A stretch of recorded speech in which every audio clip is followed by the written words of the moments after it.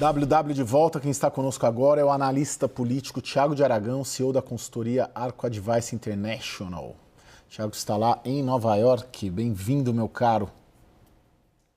Tudo bom? Maravilha. Olá, Lorival. Melhor agora. Lorival Santana aqui comigo também. Bem-vindo, Lorival. Estados Unidos confirmaram o envio de representantes ao Paquistão para uma segunda rodada das negociações de paz com o Irã. O regime iraniano, no entanto, não confirma a realização de conversas diretas com os americanos. Confira. Os enviados americanos são Steve Witkoff, representante da Casa Branca para o Oriente Médio, e Jared Kushner, genro de Donald Trump e o seu conselheiro informal. O vice-presidente J.D. Vance não irá desta vez. Foi ele quem liderou a equipe de negociadores na primeira rodada de discussões nos dias 11 e 12 de abril, que terminou sem avanços. Impasse sobre o programa nuclear iraniano e o Estreito de Hormuz continuam no centro das divergências. O chanceler iraniano Abbas Araghchi chegou nesta sexta-feira a Islamabad e foi recebido pelo ministro das Relações Exteriores do Paquistão, Ishaq Dar. Segundo a chancelaria paquistanesa, Araghchi teria reuniões com altos oficiais do país, que é mediador das negociações de paz. A mídia estatal do Irã nega que haverá qualquer conversa pessoal do chanceler com os americanos. No X, Araghchi disse que a viagem também incluiria visitas a Mascate, capital do Omã, e Moscou, na Rússia, com o objetivo de coordenar com parceiros assuntos bilaterais da região. Donald Trump busca um acordo quanto antes. O presidente norte-americano se vê pressionado pelos gastos militares bilionários, a turbulência econômica global puxada pela alta do petróleo e um cenário político adverso no campo doméstico. 58% dos americanos reprovam seu desempenho, enquanto 39% aprovam, segundo a média de pesquisas do New York Times. É a maior queda de popularidade de Trump registrada no atual mandato. A má avaliação do presidente é um risco potencial para o desempenho do Partido Republicano nas eleições de meio de mandato neste ano, que servirão como um referendo da gestão Trump. Thiago, esses americanos querem sair lá do Paquistão com que acordo? Olha, eles querem sair com um acordo que hoje não é factível. Eles querem sair com um acordo onde o Irã abre mão, primeiro, do controle no Estreito de Hormuz, basicamente de abrir mão de qualquer pressão que coloca no bloqueio americano, mas mais do que isso é abrir mão completamente do programa nuclear iraniano, que não vai acontecer. E não vai acontecer por 1000 razões. Uma delas é que tem duas pessoas que os iranianos não querem conversar para as negociações, e é o Witkoff e o Kushner. Eles até conversam com o Vance, eles acham que o Vance é melhor do que esses dois, e gostariam de um outro ainda fazendo parte desse processo de conversa também. Mas a chegada do Witkoff e do Kushner não me surpreende que os iranianos responderam com dúvidas sobre a reunião, justamente imediatamente depois que foi anunciada a ida do Kushner e do Witkoff, que estão indo buscar uma missão impossível. E aí, Lorival? Até desdobrando isso que o Thiago está dizendo, é porque o Kushner e o Witkoff são judeus que são muito próximos de Netanyahu, muito próximos da visão do Estado de Israel. Eles poderiam ser judeus e serem críticos a isso, mas além de serem judeus, eles são extremamente aderentes às visões de Israel. Quais são as visões de Israel nesse caso? Que uma condição fundamental para um cessar-fogo permanente tem de ser a desistência do Irã de apoiar os seus grupos proxies, Hamas, Hezbollah e Houthis. Isso é totalmente um non-starter para o Irã. E acontece que os Estados Unidos não têm condições de impor esse desejo, que poderia ser justificável, né? Muitas pessoas poderiam, não, são grupos terroristas, grupos guerrilheiros, são guerras por procuração que desestabilizam a região. Não é essa a discussão. A questão é que os Estados Unidos não estão em condições de impor isso ao Irã. Isso ficou muito claro quando o Trump ele disse que acabaram os ultimatos. Depois de ficar impondo ultimatos desde o dia 21 de março, que ele próprio ia adiando, até que isso perdeu totalmente a credibilidade e era a única carta que ele tinha. A outra carta seria voltar à guerra. porque ele não quer voltar à guerra. Portanto, ele não tem nenhuma carta, o Trump. Essa é a realidade. Enquanto que o Irã tem 441 quilos de urânio altamente enriquecido. O Irã tem o Estreito de Hormuz. O Irã tem uma tolerância à dor muito maior do que os Estados Unidos. O tempo corre a favor do Irã, um regime coeso que não está sob ameaça.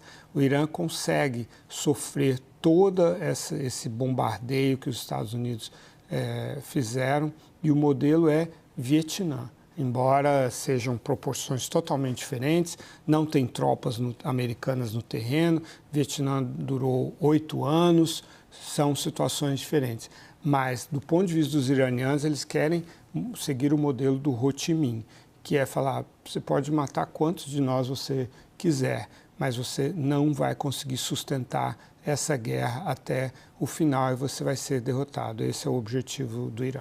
Agora, Thiago, se a necessidade do Trump acabar, interromper a guerra pelas questões domésticas, pela crise de energia no mundo, é patente, enfim, isso não se discute, porque afinal ele manda 2 negociadores com o qual o Irã não quer se sentar para negociar. Olha, o abismo cultural vem sendo um problema muito claro desde o início das negociações. Então, para o Trump, esses são aspectos considerados sem grande relevância. Ele não vê uma relevância importante, ele acha que é um comportamento intempestivo dos iranianos e uma falta de flexibilidade e de aptidão diplomática de não conversar bem com esses dois. Mas no Irã, você tem alguns aspectos culturais, principalmente o aspecto que eles consideram de honra, que tem um peso muito grande. Nas últimas semanas, em Teherã, eles vêm falando muito, eles aumentaram o volume de histórias e narrativas sobre o general Suleiman, que foi morto também numa operação de Israel, porque o general Suleiman, ele é o cara que acabou fortalecendo essa capacidade do Irã de utilizar o Hezbollah, os Houthis, o Hamas, para você ter uma ponta de lança que o Irã considera absolutamente necessária para a sua defesa. Então, quando eles tratam a negociação com os Estados Unidos, eles esperam do Trump que tenha um tipo de conversa que respeite os aspectos culturais do Irã e que respeite essas nuances, como, por exemplo, a escolha de Kushner e Witkoff. A partir do momento que o Trump ignora, a conversa ela já morre desde o início. Então, a dificuldade ela acaba sendo não no processo de finalização dos acordos a serem conversados entre os dois lados, mas a principal dificuldade é no início, é que a chegada dos Estados Unidos ela já é uma chegada falha do ponto de vista do Irã, e é isso que o Lorival falou. O Irã, ele sabe que ele aguenta o tempo que for. Se você não é um regime democrático, você não se preocupa com a opinião pública. Então, isso já é uma coisa. Segundo, o Irã nunca foi invadido de uma forma bem-sucedida na história. Então, é um país que está muito confiante da sua própria capacidade e agora tem o Estreito de Hormuz como uma comprovação internacional de que isso é capaz de gerar uma fraqueza muito grande na popularidade de qualquer presidente americano. Lorival, então a gente só pode esperar uma roda de negociação quando talvez o J.D. Vance entrar em campo e não o Witkoff e o Kushner?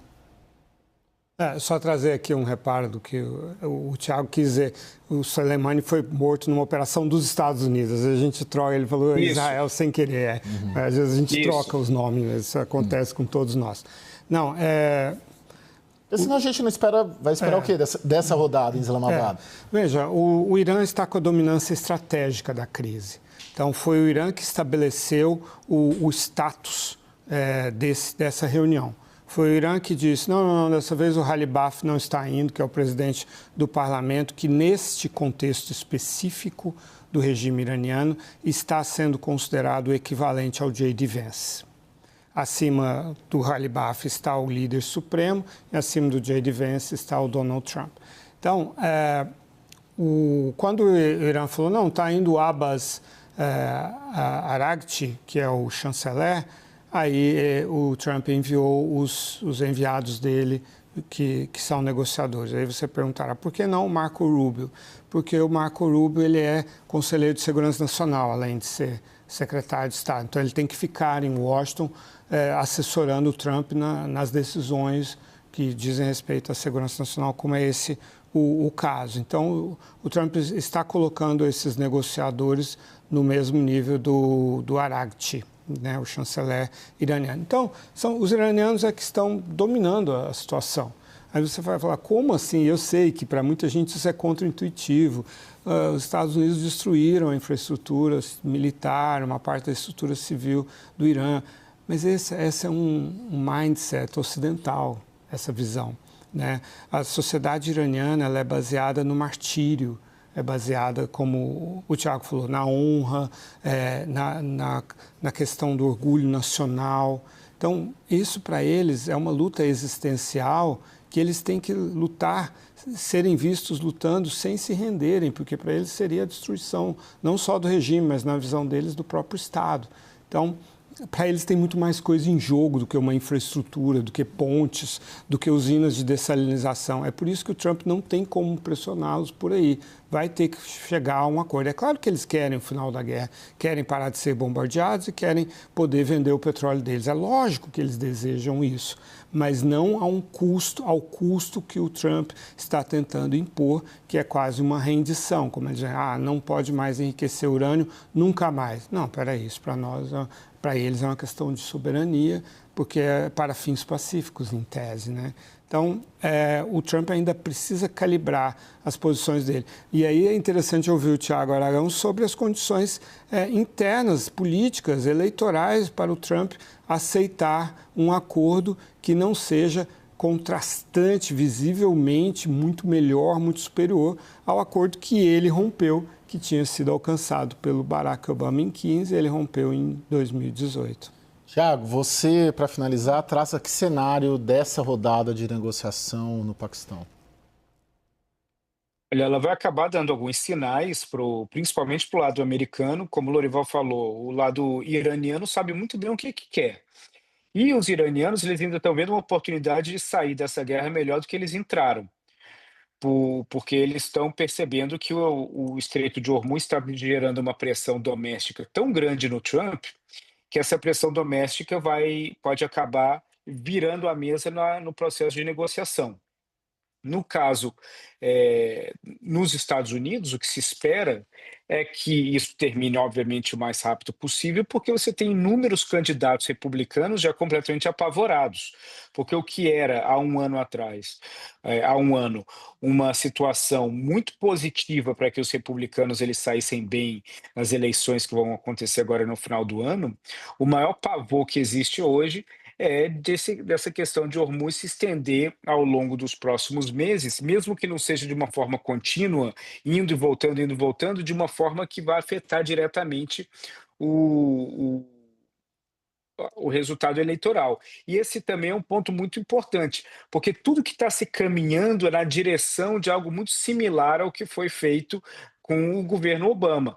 Se uma resolução começa a ocorrer no segundo semestre, isso pode se tornar um tema eleitoral importante, principalmente levando em consideração que o preço do combustível não vai cair rápido, é algo que vai durar mais tempo, independente de uma resolução na conversa dos dois lados.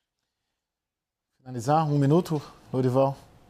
Não, acho que tudo agora está dependendo realmente da capacidade do Donald Trump de encontrar a quadratura desse círculo, que é dizer, eu fiz um acordo com o Irã que é muito melhor do que o acordo que o Barack Obama fez, e sem mais guerra, sem mais custo econômico, e as coisas vão melhorar, e a população, o eleitor republicano, pelo menos, acreditar nisso.